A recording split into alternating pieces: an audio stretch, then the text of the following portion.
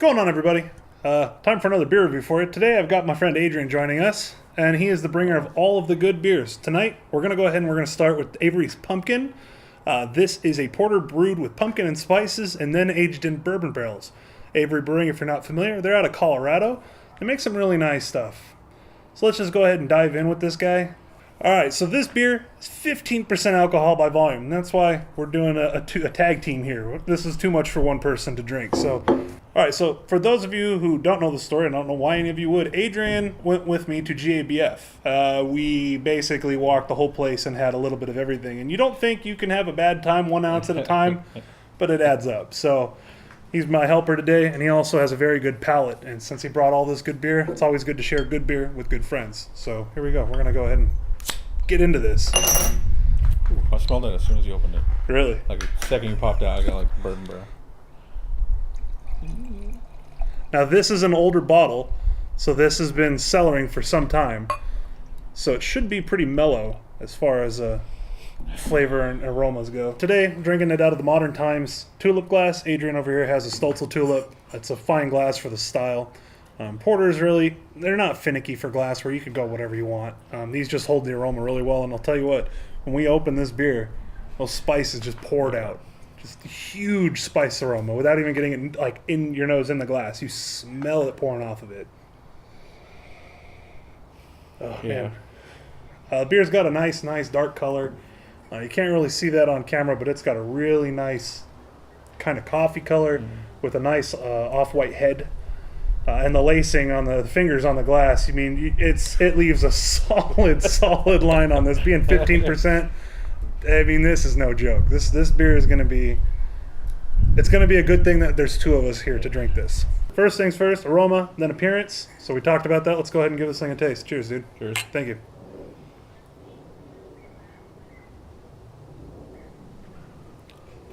Oh, man. You can tell it's 15. Yeah. Still. There's no mistaking that. How long did you have this bottle for? 2 years. 2 years cellaring. Just under 2 years in November. So. Now, when we went to GABF, we had another beer, which I'm going to be doing another episode here in a little bit about. That beer was called Fermentation Without Representation, and that one's made by Epic. So that'll be coming up here in a couple days by the time you see this video. But we fell in love with that beer, that pumpkin spice porter, when we were up there. That's my go-to for fall season pumpkin beer. Fermentation without representation. It changed it though, so now it's the Imperial Porter. Imperial Pumpkin. Imperial Pumpkin is what they call it. So it's got a different name, but it's pretty much the same beer. All right, we're back. We had a little bit of a technical difficulty. My light died, so we're using a different light, so sorry for the hard shadows and everything behind me. I've got studio lights on the way. They'll be here tomorrow, of course. So, all right, so back into this beer. I mean, the taste on this thing is super sweet. Super sweet, but it has a lot of spice still. So it's sweet and spicy all at once. Avery's barrel beers are always very sweet, just fresh, barely made. They're real sweet. Yeah.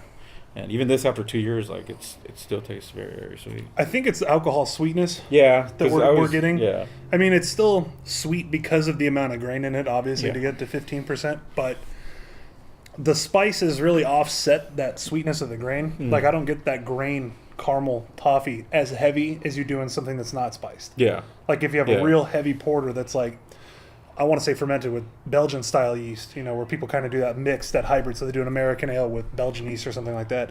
And it gives you that real heavy caramel character. Is it a porter? I think this is like, it's a porter. Damn. Yeah. Okay. Yeah, so it's one of those things, for some porters, they don't come across as sweet. Porters are usually on a little bit on the drier side. Yeah. But I think because this beer is so high in alcohol, I really think that the sweetness we're getting is ethanol sweetness. And it's not a bad thing. It's actually really good. It's just if you're not expecting it to be that sweet, it kicks you in the palate like a freaking, a steel-toe boot. It's like, ooh. Okay, so one of the things that we're going to be doing with all of these beers, it's actually a cool night, so this is a segue into like some fall beers, some traditional style pumpkin beers going into fall, so it's a perfect time of year for that.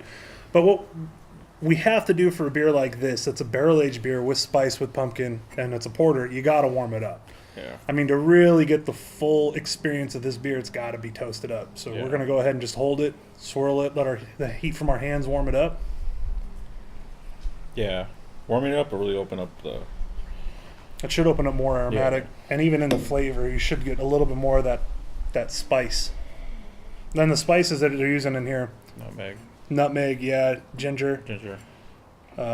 Pick up the ginger, but I get the nutmeg, the cinnamon. It tastes like a little pinch of like ginger. Yeah. It's not much. It's just that little bit of bright, clean character to kind of offset the other characters of the spices that they're using in this beer.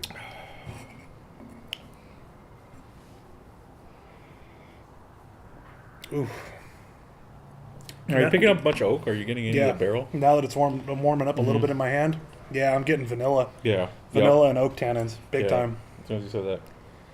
Big time. So that's the thing.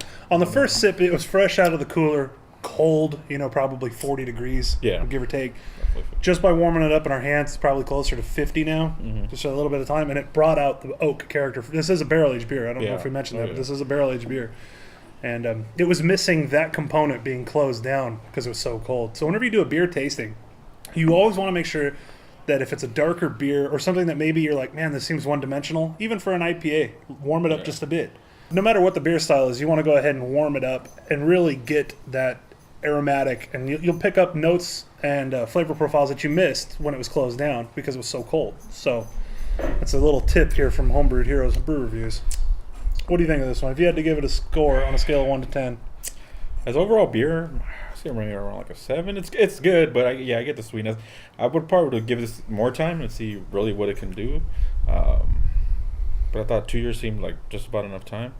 But as overall pumpkin beer, and comparing it to other pumpkin beers, I'd say like roughly like an 8. I wouldn't, because really we touched on that, the fermentation without the representation, like that was my go-to. That's the go-to. Beer, and that's what I envision as the standard of a really great pumpkin beer, and it just kind of falls flat, kind of short of that. So it does. I think for me, the mouthfeel is what is a little bit. I mean, I know it's conditioned, it's bottle conditioned, it's been cellared for 2 years. But the mouthfeel, for being as sweet as it is and boozy as it is with as much complexity, I wish it wasn't so velvety. Yeah. It's really heavy on the palate. So the finish on this beer it's a heavy beer. It's a full-bodied beer. And you want that for a porter to a point. Like there's a fine point with a porter where it tips over into stout territory, being really, really dry and not having a lot of mouthfeel.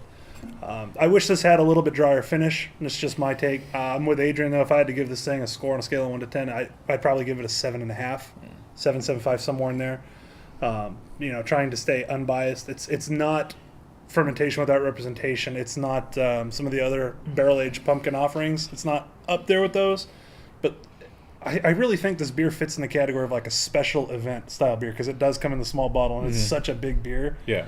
A 7.5 isn't going to dissuade me from buying this again. If I was going to share this with a few people, it's a really good beer. I pick it up again and, like I said, just give it more time and see what I can really do. The sweetness, I think, would die a little bit more. Yeah, I think so. And I could benefit from that. Yeah, overall, I would say I'm with Adrian. If you can spot a bottle of this, it's not cheap. If I remember right, these bottles are like $12 a piece. Yeah, $12 a piece. Yeah, I mean, it's not horribly expensive, but, for those of you who maybe don't buy a lot of craft beer, $12 for a 12-ounce bottle, that gets expensive. Yeah. Fast. It gets expensive, Habit. All right, well, that's going to do it for this first episode. This is Chris. Thank you for your continued feedback and support. This is Adrian. We'll see you guys for another one. Thanks. Cheers. Have a good one.